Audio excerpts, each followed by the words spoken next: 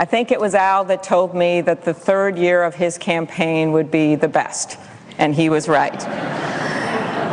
I did want to thank my staff, first of all. Some of them, many of them are here, for the hard work that they did in the past 6 months doing double duty. They never complained. They did it without extra resources, and they are as happy as can be that this has finally been resolved. I also wanted to say something about Norm Coleman. Last week he made a very difficult decision. He had the right to pursue a legal challenge, but he did what was right for Minnesota. Norm was my Senate colleague for 2 years. We often worked together on issues for Minnesota, and we all wish him and his family the best. So despite just a little delay, to be exact, 246 days since the election day and 183 days since the Senate convened, why would I know that? Al Franken now joins me in representing the state of Minnesota. I've gotten to know Al very well over the past few years, and I know that he'll be getting acquainted with his fellow senators in the coming weeks and the coming months. This is a special place with special people, and I know Al looks forward to working with every member of the United States Senate. I also know that Al arrives in Washington ready to get to work and ready to serve the people of Minnesota. He brings with him that same high energy and passion and idealism of our friend Paul Wellstone.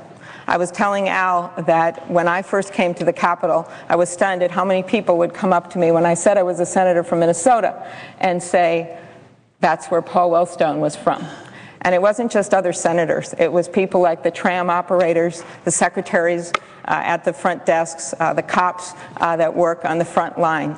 They remembered Paul because of the dignity and how he treated people. And Al, I know, will do the same. Before seeking elected office, Al had a full career.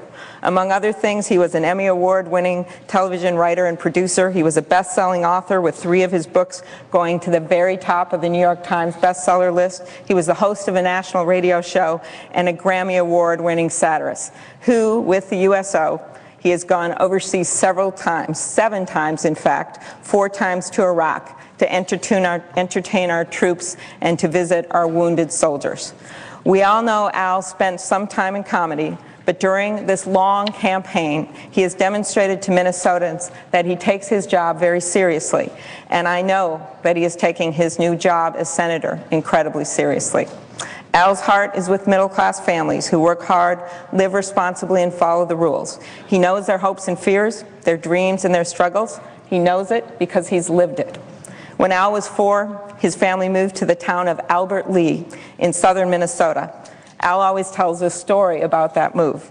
His dad never graduated from high school and never had a career, but his mom's father owned a quilting business out east, and he gave Al's dad a chance to start up a factory in Albert Lea.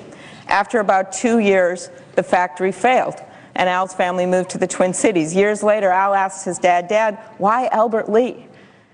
And his dad said, "Well, your grandfather wanted to open a factory in the Midwest, and the railroad went right through Albert Lea." So then Al asked, "Why did the factory fail?" And his father said, "Well, it went through Albert Lea, but it didn't stop in Albert Lea." Eventually, the family, including Al and his older brother, settled into a 2-bedroom, 1-bathroom home in the Minneapolis suburb of St. Louis Park. His father became a printing salesman, and his mom was a homemaker and worked as a real estate agent. Because of the security and opportunity his family enjoyed living in America, he says he felt like the luckiest kid in the world. While Al likes to tell jokes, and he has some good ones, he's not one to make fun of family values, because there is no husband or father who is more devoted to his family than Al is. He met his wife, I see her right now up there in the gallery, Franny, during his first year at college. They've been married 33 years, and together they've raised 2 children.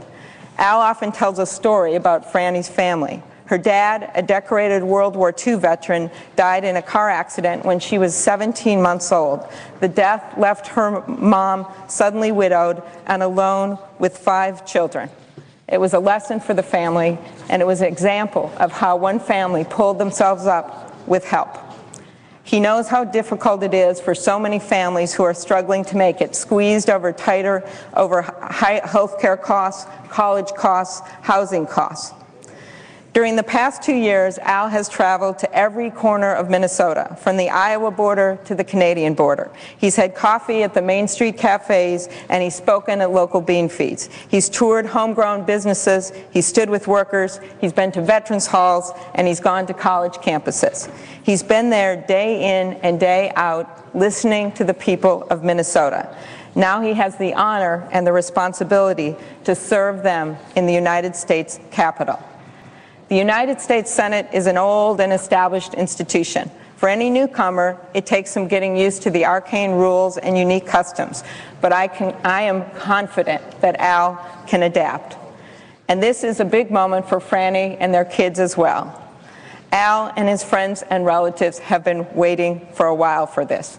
The state has been waiting, the Senate's been waiting, but most importantly to me, Franny has been waiting. My favorite image of the last few months was this idea that Franny had actually packed a bag with her toothbrush in it that she had right next to her bedside in case at any moment the court would come with a decision and she and Al would have to rush to Washington so he could take a critical vote. Well, today the time has come and Al will cast his first vote. If there is any silver lining to the past 8 months, it is that Al has had time to prepare for this moment. The times are tumultuous, the stakes are high, and history will forever judge whether we fail or succeed, whether we are courageous or timid. Al Franken is ready for this job. It's time to get to work. And Al Franken, there's a desk waiting for you in the United States Senate. Thank you, Madam President, and I yield the floor.